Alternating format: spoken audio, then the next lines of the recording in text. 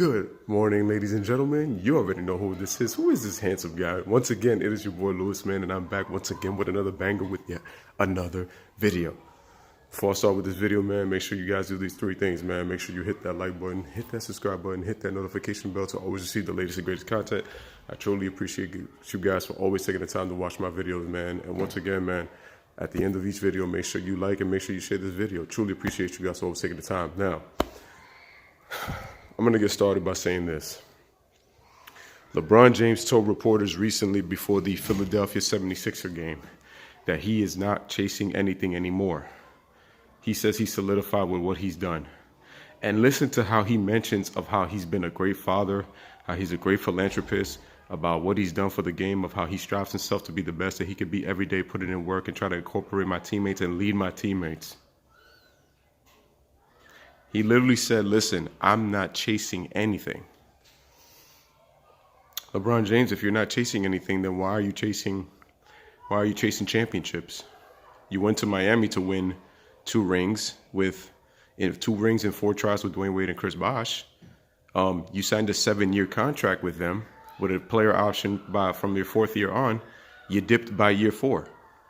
And what really kills me is that how is it that we continue to talk about how LeBron James has had these insurmountable odds in the NBA Finals? Ladies and gentlemen, he's 18-31 in the NBA Finals. But do people forget that 7 of the 9 opponents he's faced in the NBA Finals are combined the Warriors 4 times and the San Antonio Spurs 3 times? And he's 1-2 against the Spurs and he's 1-3 against the Warriors, when you include Kevin Durant for the last 2 finals. But my point is he's lost 3 out of 4 to Golden State, and he's lost 2 out of 3 to San Antonio. The only team he has a winning record against is the Oklahoma City Thunder, who we only saw 1 time. And his other loss, he's 0-1 against the Mavericks. So let me get this straight. You have 3 different losing records, where 2 of the teams you've met a combined 7 times. And LeBron James is 2-5 against both the Warriors and the Spurs. And if you flip the record, oh my God, ladies and gentlemen, can you believe this? That's Kobe Bryant's record. He's 2-5 against the Warriors and the Spurs. You flip it over, it's Kobe's finals record at 5-2. So LeBron, you've lost 71% of your NBA finals against those 2 teams. Kobe Bryant has won 5 of 7 NBA finals against the teams he faced. Michael Jordan, in 5 of his 6 championships, went against 5 different teams. The only exception was the Utah Jazz. The only exception. And get this, guys, 4 out of the 6 opponents that MJ faced won 60 games or more. 4 out of 6. That's a 66%.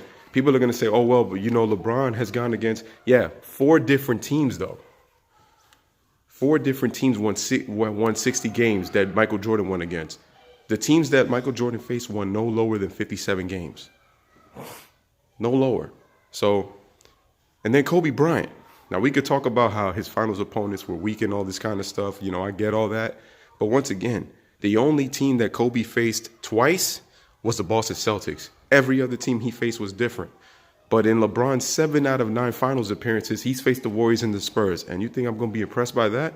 And yet he lost to a team, and I'm going to keep saying this because I got to spit the truth. He lost to a team that was being guarded by not being able to guard Jason Terry, and you were defended in the post by J.J. Barea. 2 guys who you have a clear size advantage against, and you were outplayed and guarded by both of those guys, and you couldn't stay in front of Jason Terry in 2011. And how he had to go against 3 future Hall of Famers with the San Antonio Spurs. But Tim Duncan was 38 years old when LeBron and company faced him in 2014. Manu Ginobili was 36. And as you people remember, Ginobili had one of his worst final performances ever in that 7-game series against LeBron and company in 2013. Yet Ginobili turned the hands of time with the clock and played as good as he ever played in his NBA Finals career. He was 36, and Tim Duncan was 38. And yet LeBron lost to that team by a record finals margin. And here LeBron fanboys want to talk about how he faced insurmountable odds against the San Antonio Spurs. Are you kidding me? Are you kidding me? And I'm going to say this again, people, to understand. LeBron James made second team all defense at age 29 in 2014. The minute he went back to Cleveland, he stopped playing defense and had not even turned 30 years old yet. But Michael Jordan, at ages 34 and 35, made first team All NBA and first team All NBA defensive first team selections. I'm going to say that again. He stopped playing defense before the age of 30. Jordan, at 34 and 35, won first team all defense. Yet we're gloating about what a great offensive player LeBron is being at the age 34. When he stopped playing defense for the last 4 to 5 seasons. And I'm going to tell you this, ladies and gentlemen. So you could talk about how Kobe Bryant played with Shaq and how Kobe played with Pau Gasol. Kobe went to the Western Conference Finals with one superstar in Shaq and with one all-star in Pau Gasol. How about the fact that in the Western Conference, Kobe Bryant won the Western Conference Finals 7 times. Kobe Bryant, in 10 seasons, won 7 Western Conference Finals trips. 7 Western Conference Finals trips in 10 seasons in the tough Western Conference. That want to say that Kobe ain't played competition. The 2007 Phoenix Suns, ladies and gentlemen, had 3 All-Stars on that team. Steve Nash, Amari Stoudemire, and Shawn Marion.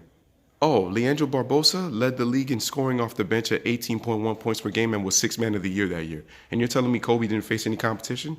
The Suns were the #1 scoring team in the NBA that year at 110.2 points per game. Nearly 26 assists per game, and people forget that Steve Nash spearheaded that with about 10 or 11 assists per game.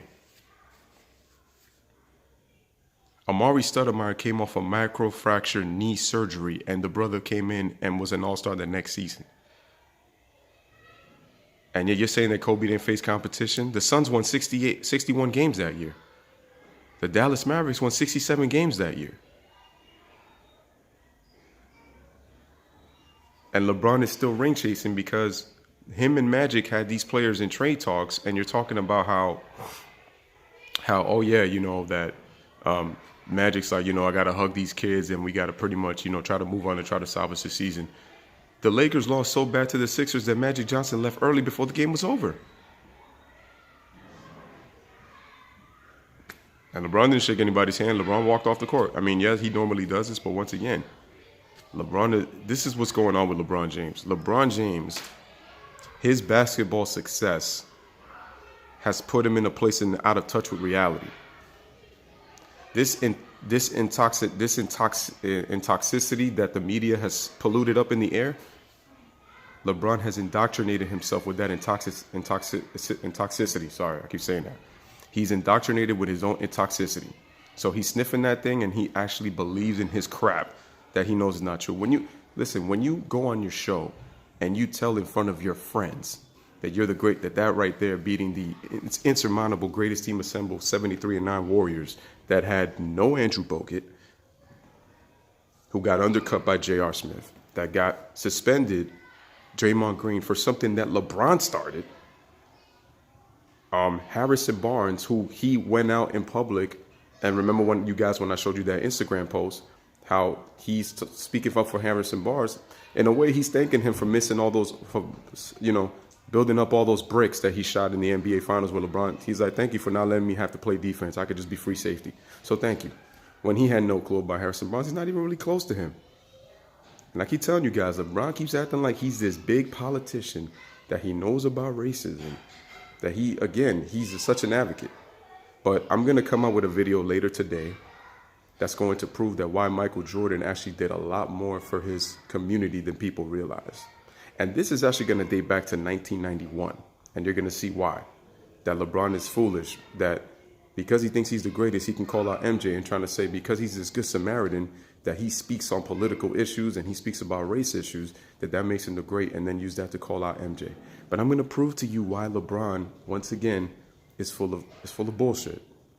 He's shitting himself. And when he says that made me feel like I'm the greatest of all time, that tells you right there he doesn't even believe in his own words. And he told that in front of his fans. And did you catch and see Rich Paul's face when he said that? He's like, oh my God, bro, not again with this nonsense that you're the greatest of all time. LeBron promotes himself. LeBron markets himself when he does his victories. When are we going to continue to realize that Kyrie Irving was the one that changed the momentum of the series? You had to get Draymond Green suspended from something that you started and initiated. You was called out by Stephen A saying after the 3-1 that I don't even know where your head was at and that you were padding your statistics. Kyrie Irving was the game changer and never gets credit for that. But then Kyrie Irving wants to go out and apologize. I don't know what he did it for, but I just think it was stupid because, again, you're just spreading more toxic and polluting in the air to then try to get LeBron James to say, oh, you know, Kyrie is showing that he's a grown man. So now you're trying to butter up to try to see to get Kyrie. I mean, think about it, ladies and gentlemen. LeBron drafted Anthony Davis. LeBron drafted Kyrie Irving. He drafted Kawhi Leonard. Kevin Durant. He got those players because he knows that those guys are free agent. He wants to see who he thinks that he can incorporate and bring in. I'm telling you, LeBron is a master manipulator, and you people need to wake up. You need to wake up. LeBron is a master manipulator. He's always been that. That's the thing, man. It's like, I don't understand. And you talk about how you're not chasing anything. So then you're not chasing anything, but you've gone to Miami, back to Cleveland. And this is my thing, man. This guy talks about how great of friends he is, but Wade and Bosh and him all signed 7-year contracts, and LeBron dipped out by year 4.